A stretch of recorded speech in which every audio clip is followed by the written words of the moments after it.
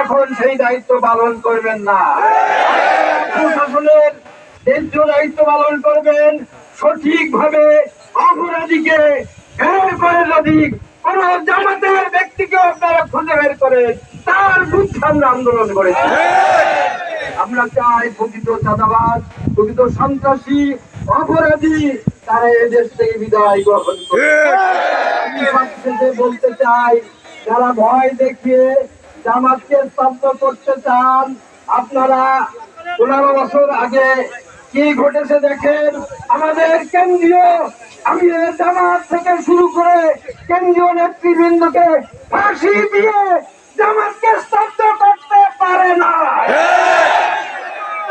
আরো কয়েক গুণ বৃদ্ধি পেয়েছে। আগুন দিয়ে এই দেশের জনতার পরিচয় আগুন ধরিয়ে আরো বিপ্লবী করে তুলবেন।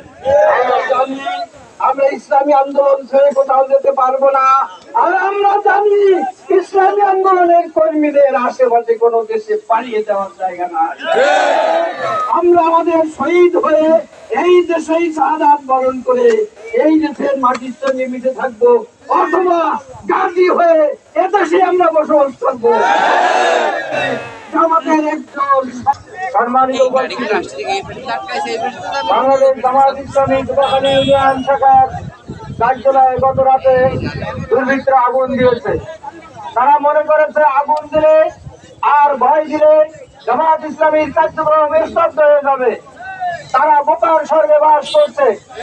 দীর্ঘ 17 বছর চেষ্টা করে জামাত ইসলামীর একজন কর্মীকে দমাইতে পারেনি। তারা যুবখালী ইউনিয়ন কার্যালয়ে আগুন দিয়ে যুবখালীর কার্যক্রমকে বন্ধ করতে চায়। তারা বোকার স্বর্গে বাস করছে।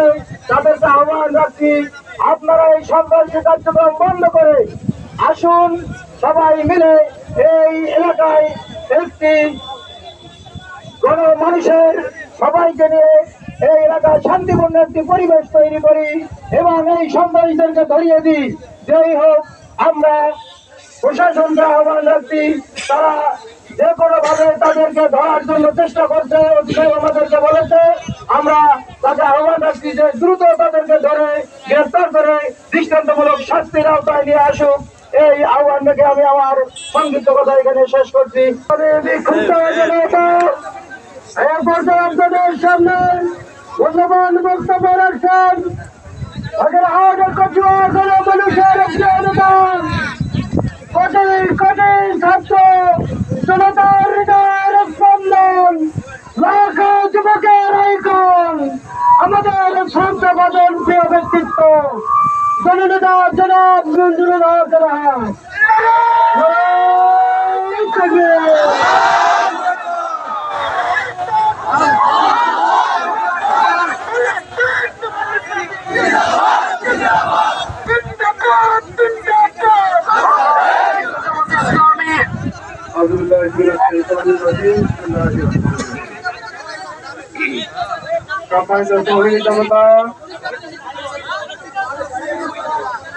গত রাতে আমরা সংবাদ পেয়েছি বজরা উপজেলার ধোপাখালী ইউনিয়নের বাংলাদেশের জামাত ইসলামীর কার্যালয়ে একদল দুর্বৃত্ত আগুন দিয়েছে। আমি আমার কথার শুরুতে এই দুর্বৃত্তরা যে আগুন দিয়েছে এজন্য আমি তীব্র প্রতিবাদ করছি। বাংলাদেশে জামাত ইসলামী বাংলাদেশে একটি সুশৃঙ্খল রাজনৈতিক দল, সুশৃঙ্খলতার মাধ্যমে তাদের কার্যক্রম পরিচালিত করে থাকে। জামাত ইসলামী এই সমাজের কোন মানুষকে কখনো অন্যার উপদেশ দেয় না, এই সমাজের মানুষকে কোনো ক্ষতি করার চেষ্টা করে না, বরং সমাজের সমস্ত মানুষকে সাথে নিয়ে ঐক্যবদ্ধ ভাবে শান্তিপূর্ণ সমাজ গঠন করতে চায়। জামাত ইসলামী বাংলাদেশে একটি ইসলামী বিপ্লব করতে চায়, ন্যায় এবং ইনসাফ ভিত্তিক সমাজ প্রতিষ্ঠিত করতে চায়। যে সকল দুর্বৃত্ত জামাত ইসলামীর অফিসে আগুন দিয়ে জামাত ইসলামীর কার্যক্রমকে ব্যাহত ইসলামী জন্ম থেকেই তারা কেঁদে কেঁদে বড় হয়েছে, কি আগুন হয়েছে। তোমরা জামাত ইসলামের অফিসে আগুন দিয়ে যদি বাতাস দাও, জামাত ইসলামের আগুন আরো তীব্র গতিতে সামনে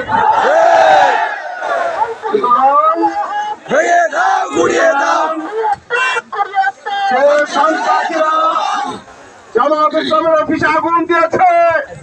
আমরা তাদেরকে আইডেন্টিফাই করার চেষ্টা করছি। সেই সন্ত্রাসী যেই হোক না কেন, যে দলের যে মতেরই হোক না কেন, জামাত অফিসে আগুন দেওয়ার উপযুক্ত বিচার কাজ করতে হবে। দৃষ্টি আকর্ষণ করছি, ইতিমধ্যে আপনাদের কাছে আমরা অভিযোগ করেছি, আপনারা আশ্বস্ত করেছেন। আমরা শুধু আশ্বস্ত নিয়ে বসে দেখতে চাই না, আমরা দেখতে চাই দুর্বৃত্তদেরকে অনতিবিলম্বে গ্রেফতার করে আইনের আওতায় নেওয়ার জন্য। যদি আপনারা ব্যর্থতার পরিচয় দেন, তাহলে জামাত শিবিরের নেতা কর্মীরা দুর্বৃত্তদেরকে ধরে উপযুক্ত শাস্তির ব্যবস্থা করবে। আপনাদেরকে বলছি, জামাত ইসলামী কোরআনের আইন প্রতিষ্ঠিত করতে চায়, জামাত ইসলামী আদর্শ সমাজ গঠন করতে চায়। যারা জামাত অফিসে আগুন দিয়েছে, তারা কোরআনের আইন প্রতিষ্ঠার ক্ষেত্রে বাধা সৃষ্টি করছে, তারা ইসলামের বাধা সৃষ্টি করছে, তারা সমাজের আদর্শ বাস্তবায়নের বাধা সৃষ্টি করছে। সুতরাং বাধা যারা সৃষ্টি করছে, কোন ছাড় নয়। অনেক নির্যাতন সহ্য করেছি আমরা, অনেক অপবাদ দেওয়া হয়েছে, আমাদেরকে নির্যাতন করে করে আজকে কঠিন পাথরের মতো বানানো হয়েছে। সুতরাং আর কোন তালবাহানা নয়, আর কোন নির্যাতন নয়। নির্যাতনকারী যেই হোক না কেন, তাকে ধরে শাস্তির ব্যবস্থা আমরাই করবেন।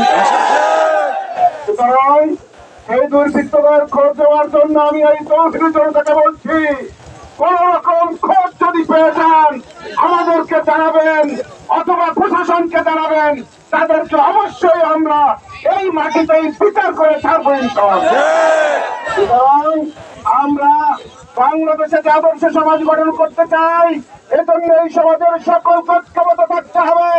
বাংলাদেশে একটি ইসলামী বিপ্লবের মাধ্যমে সমস্ত অপশক্তিকে আমরা জানান দিতে চাই, জামাত শিবির হারিয়ে যায়নি, বাংলাদেশের মাটিতে জন্মেছে।